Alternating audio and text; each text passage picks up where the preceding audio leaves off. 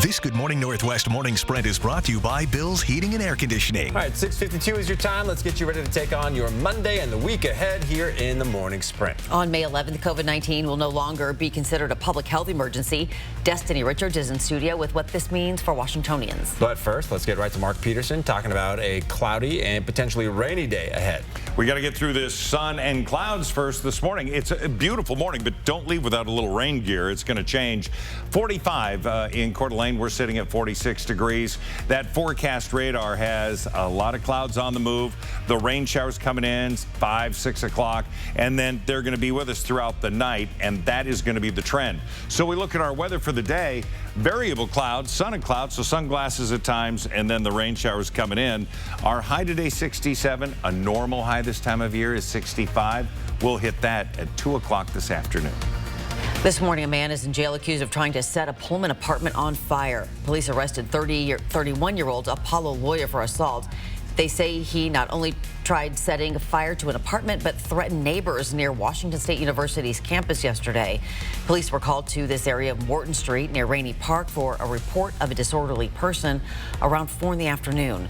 When they arrived, officers learned Lawyer tried to set an acquaintance's apartment on fire and threatened people living there. Lawyer reportedly had what appeared to be an explosive device. He tried to light it, but couldn't. Roads nearby were cordoned off until the bomb squad determined that area was safe. A motorcyclist died in a crash in Spokane Valley on Saturday. It happened at Dishman Micah and 8th Avenue. Investigators say the motorcyclist was traveling north on Dishman Micah at a speed faster than the posted limit when it struck a car traveling south that was trying to turn left onto 8th. The name of that motorcyclist has still not yet been released. Attorneys representing Brian Koberger, the man accused of murdering 4 U of I students, believe the prosecutors have not turned over evidence that could clear him. His attorneys are filing a motion asking the court to force prosecutors to turn over materials they requested months ago as a part of the standard discovery process. They say they have not received body cam and dash cam video from Koberger's arrest in Pennsylvania. They also say they have not received copies of lab reports detailing the forensic evidence collection and analysis of items recovered at Koberger's parents' home, trash can, and his car. For more information about what evidence the defense says it is missing and why one of Koberger's hearings scheduled for later this month was canceled, finding this story on KXLY.com. On May 11th, that's this Thursday, COVID-19 will no longer be considered a public health emergency. According to the Washington State Department of Health, it means moving from an emergency response to a new phase in the pandemic. Here are the biggest changes that will occur after May 11th. You will no longer be able to order free at-home COVID tests through the Say Yes COVID Test program.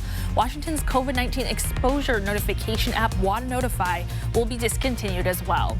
Other changes will happen over time, like where and how you access COVID-19 vaccines and how your insurance plan will cover COVID-19 tests and treatment. You can find more information about how the public health emergency ending will affect you in this story on KXLY.com. Well, Sunday was a day that brought the entire community together, Bloomsday. It was the 47th installment of the cherished race. Everyone from young kids to older adults were running the 7.46-mile journey throughout town along with the runners. Thousands of volunteers were helping at every corner of the race. We talked to a few of those volunteers to find out what they said about their experience under this story on KXLY.com. There is some construction to look out for this morning. The Broadway Avenue eastbound on-ramp to I-90 is closing while crews repair the road surface. That ramp should be closed until about 11 this morning. The Department of Transportation recommends getting on I-90 at Argonne instead. It is officially time to turn those tassels as local colleges have their graduation ceremonies. North Idaho College will have its graduation this Friday. Gonzaga's is this weekend as well, Saturday and Sunday at the McCarthy Athletic Center and the Spokane Arena. The University of Idaho will also has graduation this Saturday. Next weekend, Whitworth will be having graduations on Saturday and Sunday at the Pine Bowl. Spokane Falls Community College and Spokane Community College will have their graduations on June 16th at the arena. Eastern will celebrate the following day, that's June 17th. That's also at the Spokane Arena. Of course, those schools are on the quarter system instead of semesters. Graduation ceremonies for lots of local high schools also underway. To find the full list of dates, head to KXLY.com. And coming up next on Good Morning America, the latest in the investigation of a shooting rampage at a Texas mall where 8 people were killed, including a 5-year-old boy and at least 7 others injured.